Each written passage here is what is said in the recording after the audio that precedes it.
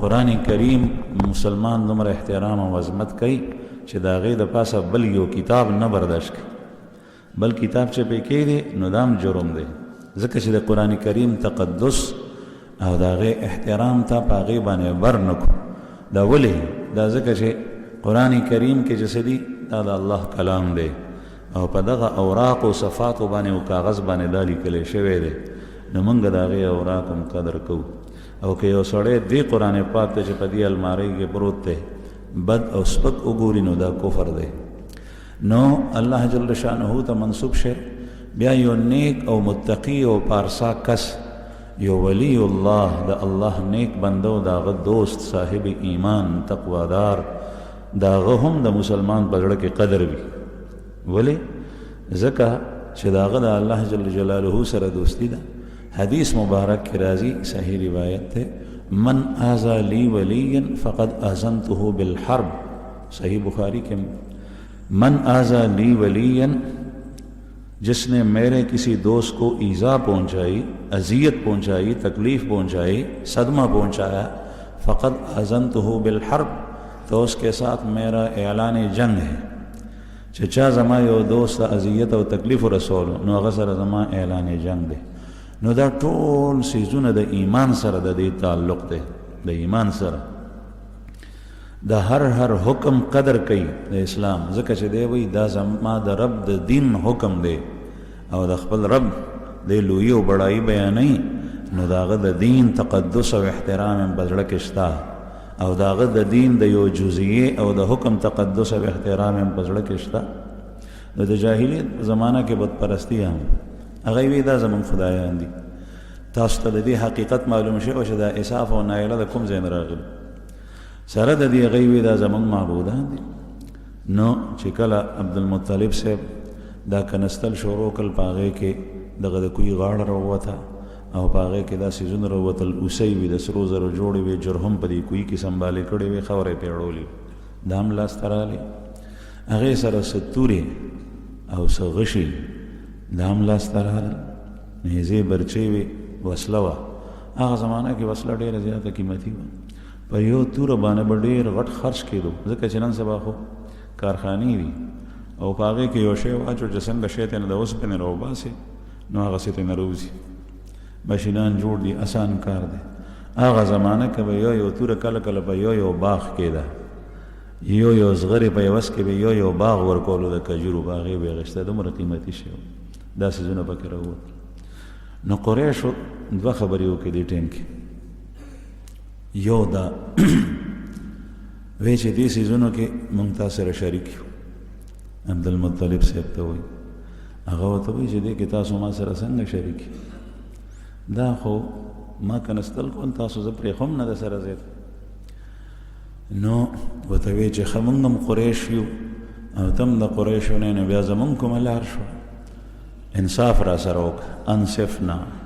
عبدالمطلب صاحب ورته وایي چې ټیک ته انصاف کوو، نو زما خبرې ته غوږ کېږي. وایي څه؟ وایي په دې باندې به قوره واچو خسڼې، او په دې کې به درې قسمه شي، یو طرف ته به زه شم، یو طرف ته به خانه کعبه شي، بیت الله د الله کور، او یو طرف ته به تاسو شئ. که ستاسو په نوم راووتو خو ستاسو وي، او که زمون په نوم راووتو نو زما په نوم راووتو نو زما وي، که د خانه کعبې د خانه کعبې.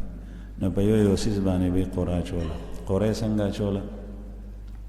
په خانه کعبه کې غیر چاپېر د خانه کعبې نه بوتانو، او په خانه کعبه کې هم دنده بوت، ځکه چې دغه وخت کې خو نبي کریم صلی الله علیه وسلم لا دنیا ته مبعوث شوی نه دی، د کفر او شرک تیاري. په خانه کعبه کې دنده بوت، د هغې نوم و هبل، او دې جمع کې به طالبان او علما ناست دي. ابو سفیان د جنگ احد په آخر کې د دغه بوت چغه والي، اعلی هبل، اے هبل خپل دین پورته کا. نو نبی کریم صلی الله علیه وسلم صحابه ته وایي چې جواب ورکړي. نو صحابه جواب ورکو، الله اکبر، الله سب سے بڑا ہے، الله ډیر لوی. او الله جل جلاله هبل خو د دې د لاسو جوړ، هغه خو بوتو نه چاته کته شول، نه څه اورېدې شول، نه څه کولی شول. دی په بوتانو کې دی وی چې زمونږ په معبودانو کې دا غټ معبود دی، دی د خانه کعبې په منځ کې ودرولی او دې سره کویې کنستی او کویې کنجو په خانه کعبه کې. نو په هغې کې به یې څه کول چې چا به خانه کعبې ته هدایا راړه او تحایف به یې راړل، نو بیا به یې هغه په هغې کنج کې غورځول. چا به سره زر راړل په هغې کې به یې وغورځول، چا به سپین زر راړل په هغې کې به یې وغورځول، چا به دنانیر او دراهم راړل په هغې کې به یې وغورځول او دا بت به ورسره ولاړ. او چې کله به فال ایستو فال مشوره به یې کوله، نه په مشوره باندې به یې نه کول بلکې دې بت سره به یې فال وویستو، نو چې څنګه به راووتو نو هغسې به یې کول.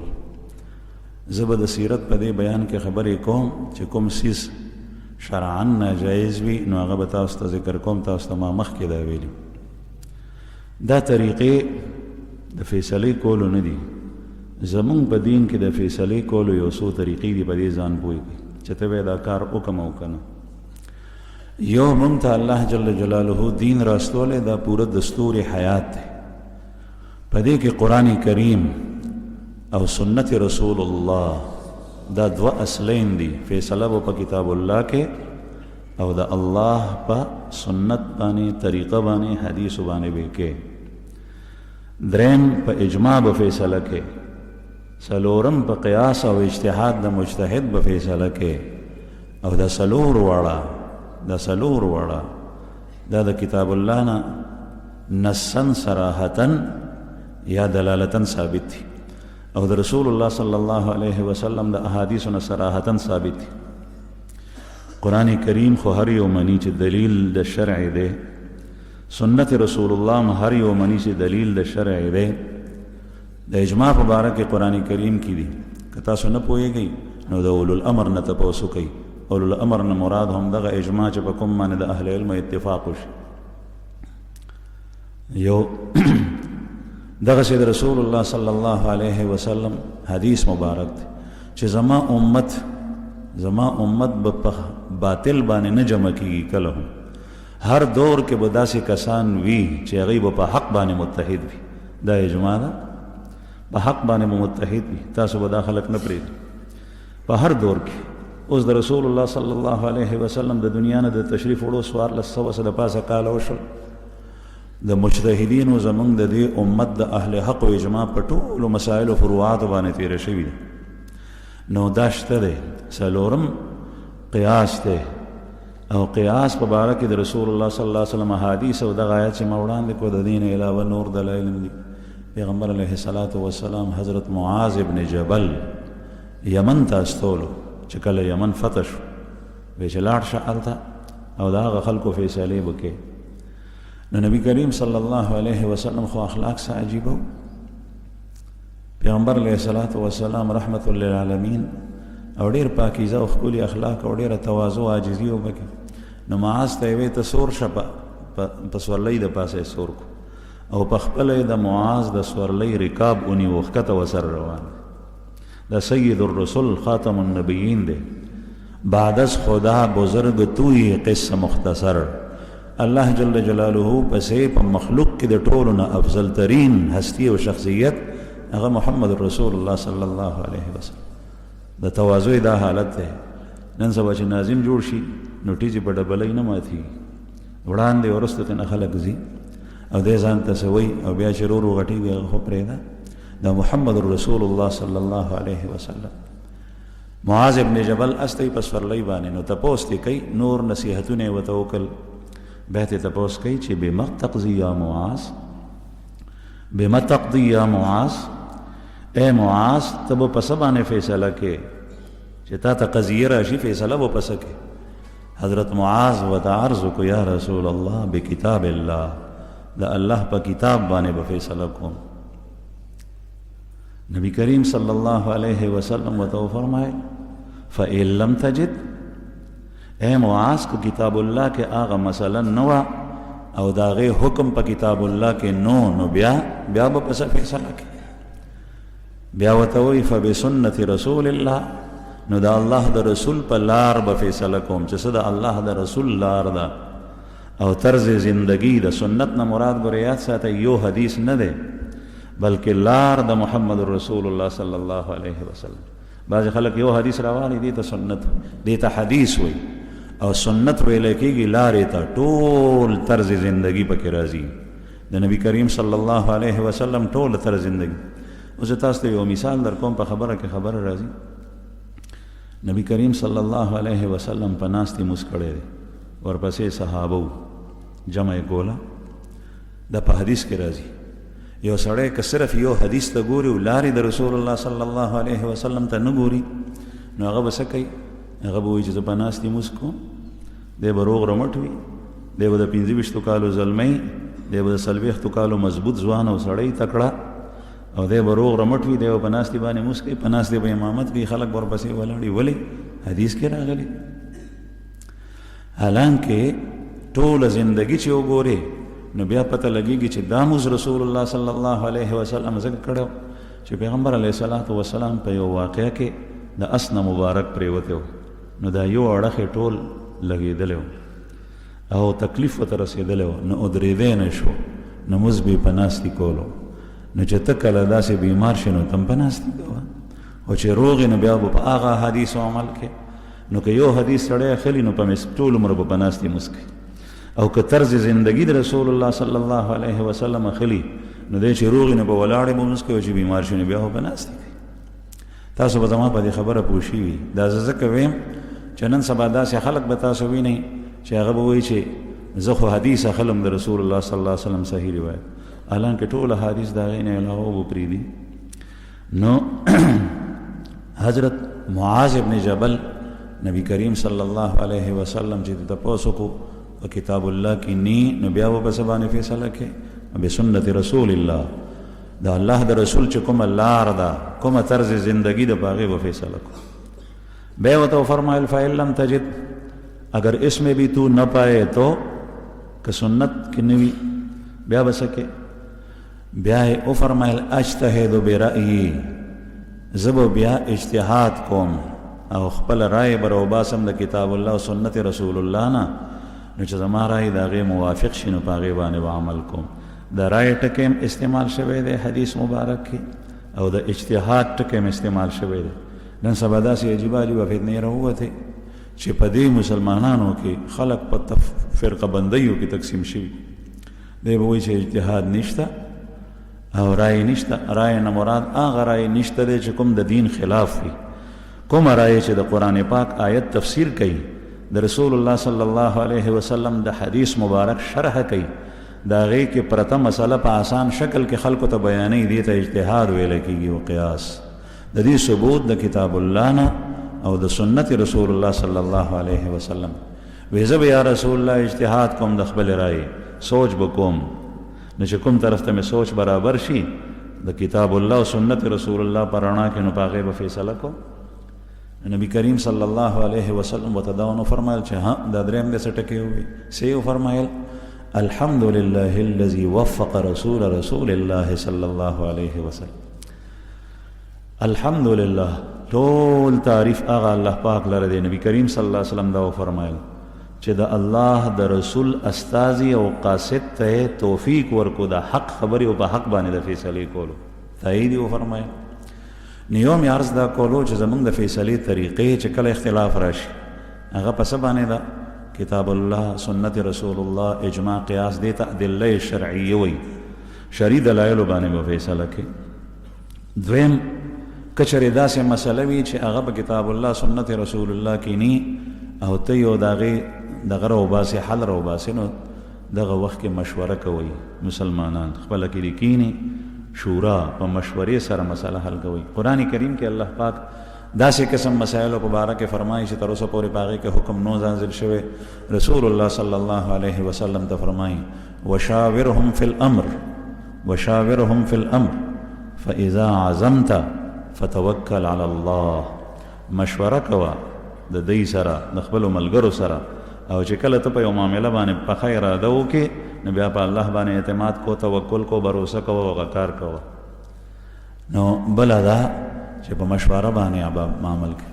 څلورم دا که ته یوازې تا سره څوک نی نو په استخاره باندې فیصله کولی شي. د الله جل جلاله سره مباح امورو کې د هغې خپل شرایط دي، د علماو نه تپوس کولی شي چې یا الله په دې کې چې کوم ښه کار وي، خیر وي، زما دپاره بهتر وي، ته پرې راضي، نو هغه وکړي. نو دې ته استخاره وایي، د هغې خپله طریقه ده.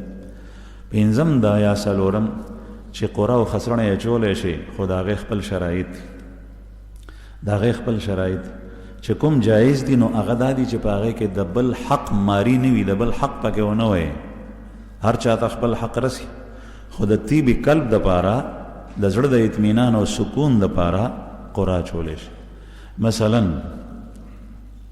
دا غوښه تقسیمیږي د قربانۍ په موقع، د قربانۍ په اختر کې، او دا غوښه تقسیم شوه په دې انداز باندې چې د هډوکو والا غوښه یو ډېری کا، او صفا غوښه بغیر هډوکې بله ډېری کا، او سر خپې بل ډېری کی، او د دریو کسانو څاروی مشترک دی.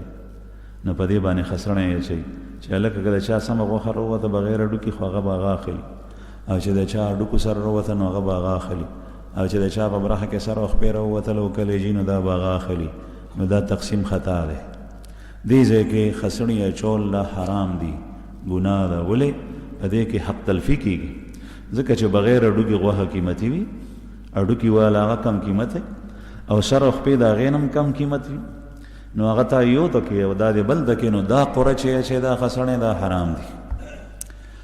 د جاهلیت په زمانه کې به دا قسم قرعه اچولی شو. یا دا ووایې چې دوو کسانو څاروی حلال کړی دی، نو ته وایې چې بس د چا راووتو نو د هغه به دا بل به محروم وي، نو خسرڼې دې واچولو چې چا راووتو هغه یې وړه، دا بل دغسې شپیلي وي، نو دا حرام دي، ځکه چې په دې کې حق تلفي وشو. که چېرې ترتیب دا وي چې دا هډوکو والا غوښه هغه، او دا صفا غوښه بغیر هډوکو دا دې یو ځای کړه، او دا سر او خپې دا دې م یو ځای کړل، او د هر یو ډیري نه په برابر مقدار باندې په ټولو ډیرو باندې تقسیم کړه. هر یو کې د سر او خپو غوښه هم شته، په هر یو کې عین هم شته، په هر یو کې بغیر هډوکي غوښه هم شته، په هر یو کې د هډوکي واله هم شته. بیا دې هغه وتلله په تله باندې، او هغه ټوله برابر وخته، مثلا 14 سیره، او اوس چې کوم دی نو ته خسرڼې وباسي چې دا ډېری د چا په نوم راووت نو دا به د هغې، او دا د چا په نوم دا به د هغې. که بغیر خسرڼې تقسیم کې نو هم ټیک ده، دغسې کوو مونږ عموما. خو که چېرې یو کس دې ته ګوري چې اسیني چې دا دې کې ښه غوښې، نو دغه وخت کې په دې زړه کې د باسې هیرسي و لالچي سړیا سي یو خار غوندې راځي، نو د هغه د طیبي قلب دپاره دغه وخت کې ته خسرڼې واچو. یا پخوا مونږ چې واړو مشران به مو لیدل، نو یو کس به ورته به چې مخ اخوا که شاکه، هغه به شاکه، بیا به د په یو باندې لاس کې خو دا د چا، هغه به دا د فلان کې، دا د چا، دا د فلان کې، نو هغه به هغه ته تله. نو دا هم ټیک ده، خو چې دا مخکې صورتونه او شرایط ټول برابر وي چې ما تاسو ته کوم بیان کړ.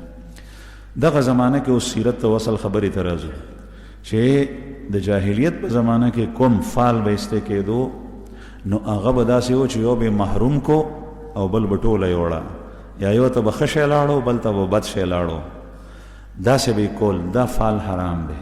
دا فال که اوس هم څوک وباسي، دا خسرڼې، دا قراندازي، دا فال دا حرام دی چې په هغې کې حق تلفي کېږي.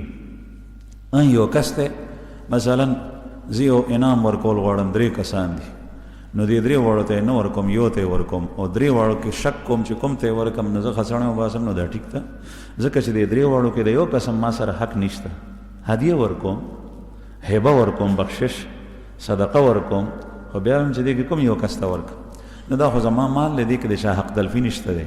دې دپاره که زه طیبي قلب دپاره داسې کار وکړم نو جایز دی. نو د جاهلیت په زمانه کې دغه هبل بت په خانقاهوه کې به پروت، د سره به غشي و، هغې غشي به مختلف نومونه لیکلي و.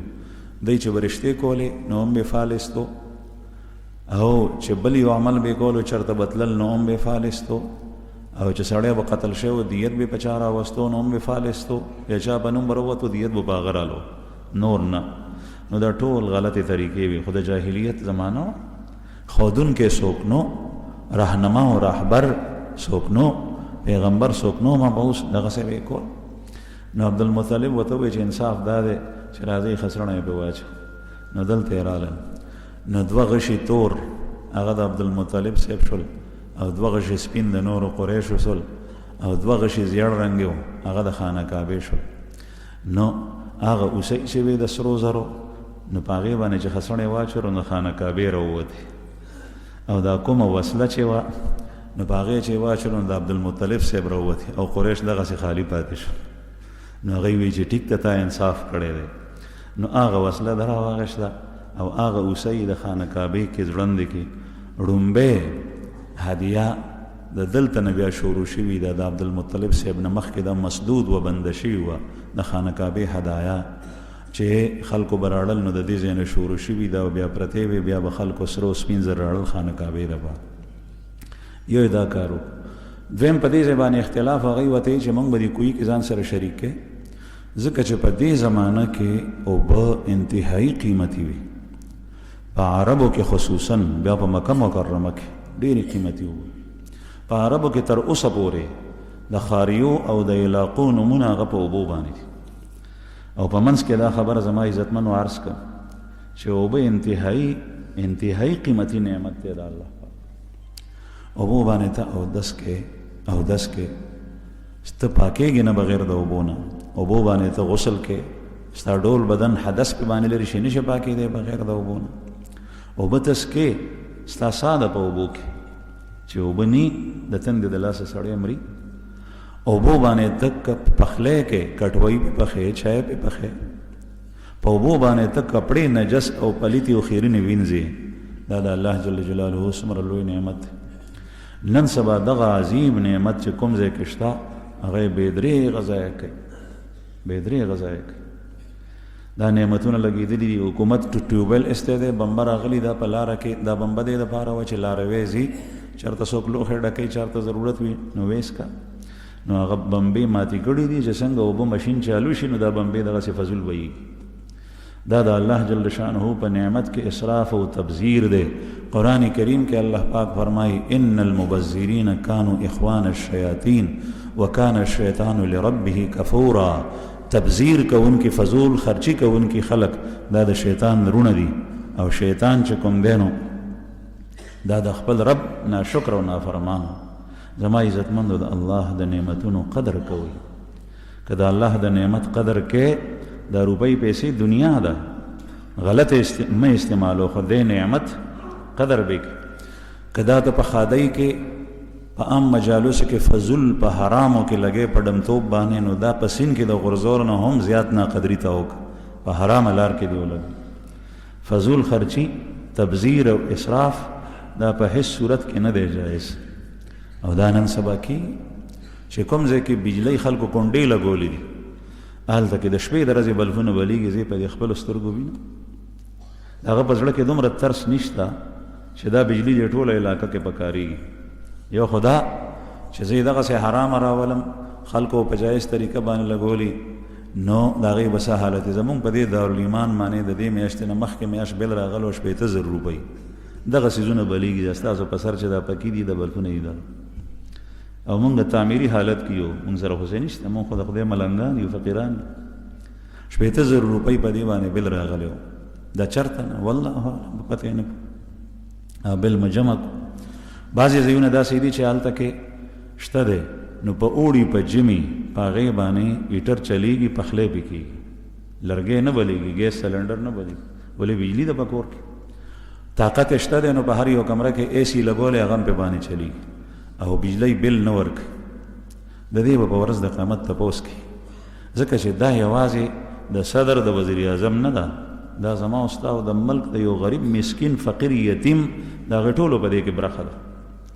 ته د نورو حصه دغسې استعمالې په ناجایز طریقې سره، په ورځ د قیامت به تا نه تپوس کېږي. دلته خو زمونږ صدر هم غل دی، وزیر اعظم هم غل دی، وزیران هم غل دی، هغه به وي که څوک ښه وي هغه به ښي. الله جل شانه ته د هر چا پته ده، موږ صفا چاته نه شو ویلی چې فلان کې دا دی، چې د چا په باره کې پته ولګي نو هغه بیا وي. خو هلته به په ورځ د قیامت الله جل جلاله تپوس کوي. دغسې زما عزتمنده ده او بل لوی نعمت دی. ما ته هغه وخت هم یاد دی چې زمونږ والدې به په کور کې لوښي وینځل، نو د غولي په منځ کې به یې دومره کونج کړی و، نو اوبه به مونږ د سیند نه راړې، د سیند نه زنانه به د شپې راړې، نارینه به د ورځې راړې. نو شپږ یا اووه منګي یا پنځه منګي دا به شوروز شپه او ورځ ټولو دپاره دا کافي و. دا به اودسونو کې م استعمالېدل دا 5 منګي، دا به د پخلی دپاره هم استعمالول، دا به هر څه دپاره استعمالېده. نو بیا به یې څومره په قدر استعمالولی، دومره کنج به یې کړی او نالی به نه وي د کورون نه، د نکاسۍ. نو چې لوښي به یې ووینځل نو په هغې کې به هغه اوبه تلې. نو بیا به مونږ چې ماشومانو نو مونږ ته به یې په خراب لوښي کې دا اوبه بیا واچولې، راته به وایي چې دا کنده کې واړوئ، لاره کې داسې ځای کې واړوئ چې هلته چاته تکلیف نه وي. بیا به ما هغه لوښی ډک کو، په سر به مو که نو هغه اوبه مو بهر اړولې. دومره په انتهایی احتیاط سره به دا اوبه استعمالېدې. ولې د سیند نه به مو راړې. اوس اوبه څومره په بې احتیاطۍ سره استعمالېږي. غټه بمبه ده دلته کې بهیږي او هغه چې کوم دی نو هغه فضول دغه کېږي، ضایع کېږي. نو زما عزتمندو عرض مې دا کولو چې دا اوبه ډېر قیمتي شی و. بیا د زمزم کویې، بیا دې ټولو عربو دا منل چې زموږ د نیکه د اسماعیل علیه السلام کویې دی. وی مونږ په دې کې تاسو سره شریک یو. عبدالمطلب صاحب وی چې تاسو خو ما څخه راتلی نه، زما مې لاس نیول چې ما کویې کنستو، او چې ما بیا کنستو تاسو لرې ناست وئ تماشه مه کوله. نو تاسو اوس د شراکت وایي، په دې کې به فیصله په انصاف کېږي. هغوی وی مونږ سره انصاف وکړه.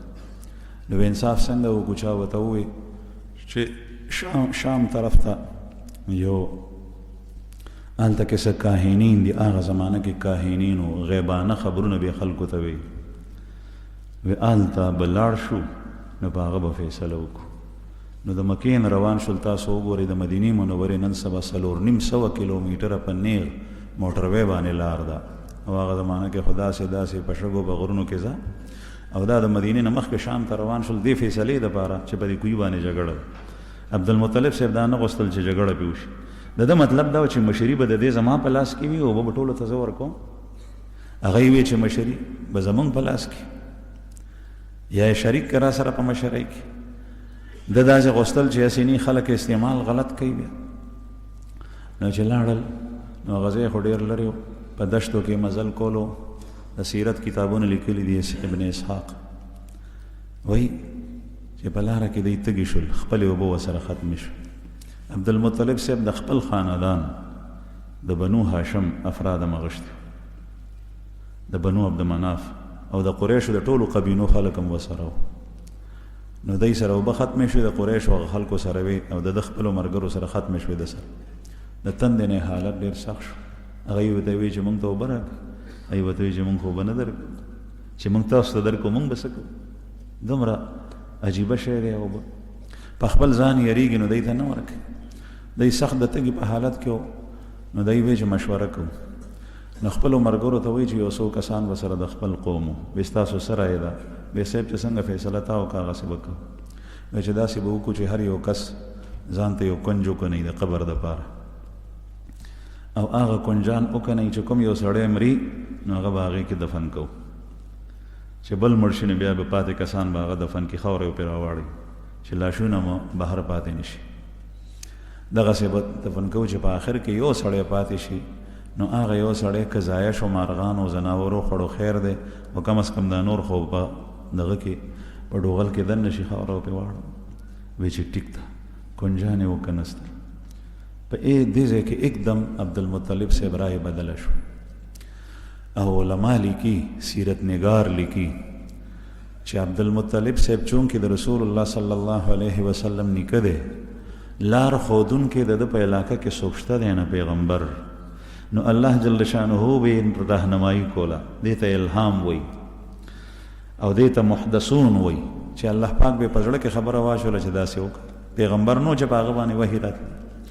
چونکې دی نبی کریم صلی الله علیه وسلم نیکه دی، صرف په منځ کې د پلار د عبدالله صاحب واسطه ده.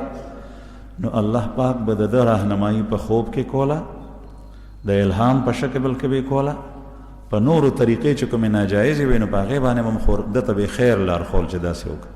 د زمزم کویې د خوب په ذریعه باندې وکنسته. د ده په باره کې تاسو ته مخکې بیان شوي چې کوم څیزونه ډېر زیات خلاف شرع څیزونه چې تر اوسه پورې شریعت او دین او مذهب او اسلام نشته او وحي نه راځي، هغه عبدالمطلب صاحب ته په زړه کې الله پاک اچولو چې دا څیزونه حرام دي نو هغې منې کول. داسې مه کوئ، داسې مه کوئ، داسې مه کوئ. د دې تذکره تاسو ته شوي وو. نو دغه وخت کې الله پاک رهنمایي کوي. نو एकदम یې هغه ایثار کړی وي چې بس ته نور مه کوئ، او بیا وایي چې داسې چل کوو چې تر څو پورې مونږ کې همت شته. دا خو عجز دی چې مونږ اوس دغه ځای کې مرو ناست یو، په مخکې نه ځو، چې تر څو را کې همت ته د یو څو قدمه اخیستی شو نو تر هغې به مخکې ځو، چې کوم ځای کې بیا مړه شو بیا به مړه یو، خو دا خپل قوت په دې بلچۍ او په دې کنستو نه صرف کوو، ځئ چې ځو.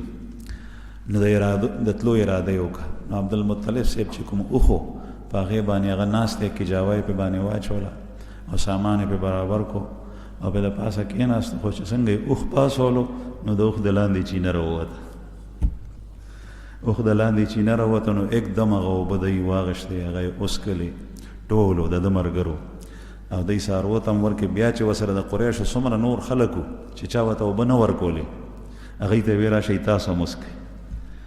پیغمبر علیه السلام نیکه د جاهلیت په زمانه کې دی، خو رحم او ترس پکې دومره شته چې هغوی نه ورکولې، ورته وایي چې راشئ لوښي ډک کړئ څاروو ته ورکړئ. دی ووې ټولو وایي چې صاحب دغه کویې د زمزم ستا حق دی، ځکه چې الله جل جلاله تا ته په لاره کې فیصله وکړه او ستا د سورلۍ د لاندې اوبه راووتې، نو هلته تلو ته اجازت نشته، موږ د سره جګړه نه کوو، په دې باندې تولی او مشري ستا ده، دا هلته نه راواپس شو. بیا چې کله راورسېدل نو عبدالمطلب صاحب د کوی د کنستو په دوران کې که یا الله دا کویې راووتو، دا زمزم اوبه راووتې، نو نظر یې منلی او منښته یې کړي وه او نظر یې دا منلی و چې ما ته ته که خیري 10 زامن راکې 10 زامن او هغوی زما سره د کار او د لاس پورته کولو د جوګه شي، نو زه به په هغې 10 زامنو کې بیا یو زوی ستا په نوم باندې قرباني کوم. اوس دا نظر منل حرام دي، هغه د جاهلیت زمانه دا نظر منل حرام دي. ابراهیم علیه السلام چې زوی د ذبح دپاره روان کړی و، هغه د الله حکم او هغه د الله پیغمبر و.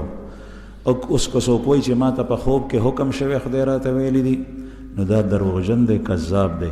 او بل دا که چېرې دا ناپوهی نو دته شیطان ویلی دي، ابلیس، خدای ورته نه دی ویلي، ځکه چې الله پاک چاته په خوب کې داسې احکام نه بیانوي چې په هغې باندې حرمت هغه نص سره راغلی دی. قرآن کریم کې صریح نص دی، ولا تقتلوا اولادکم، تاسو خپل بچي او اولاد مه قتلوئ.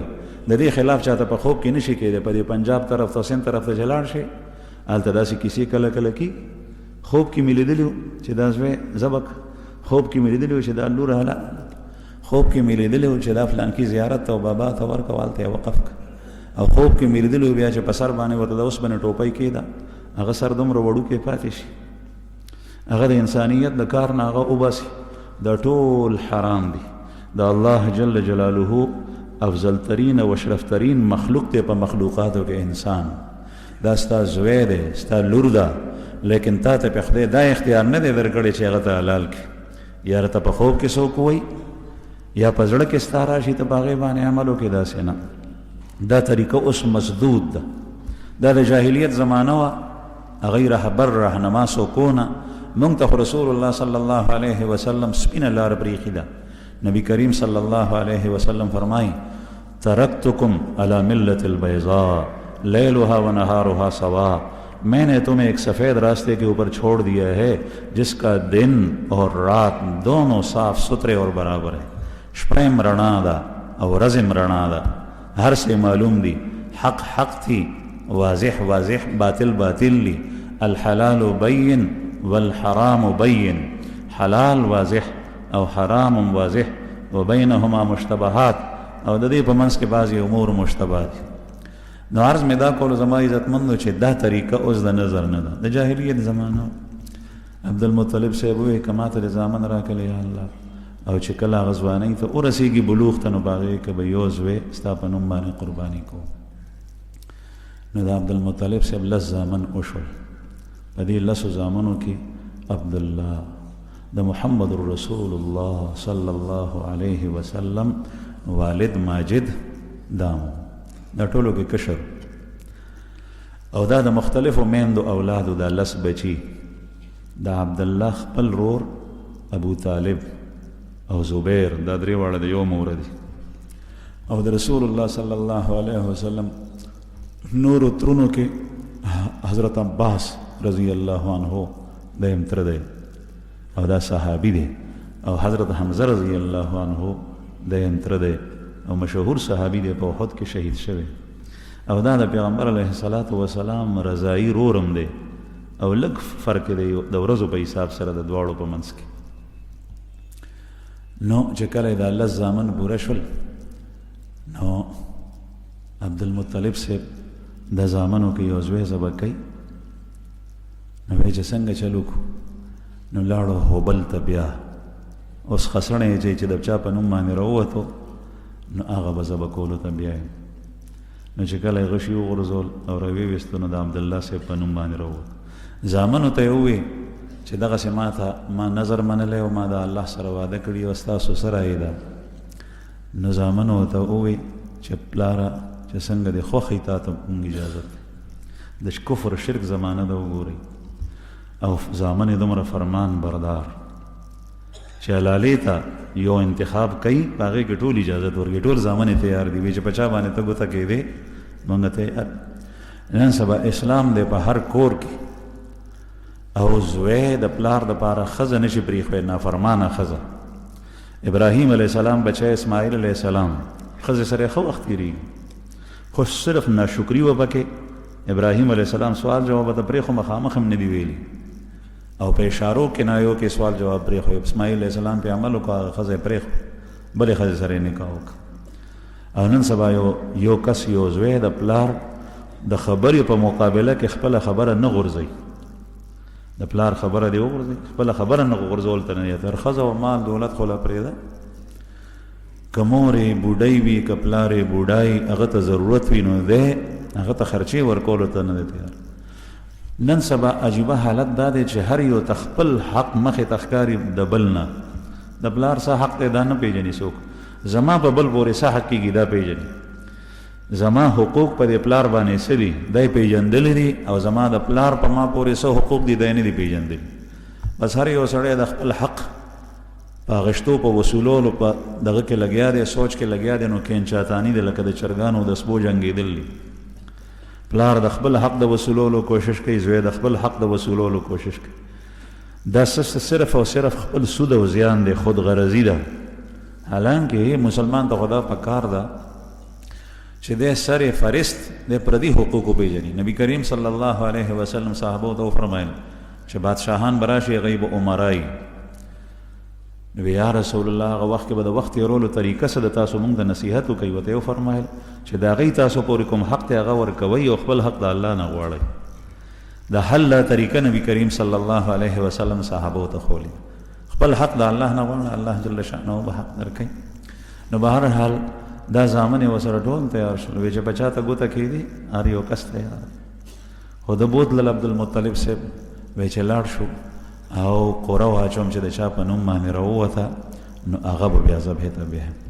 بس دې پورې اوس بس دی انشاءالله بیا به چې ژوند وي بیا به بیان کړو.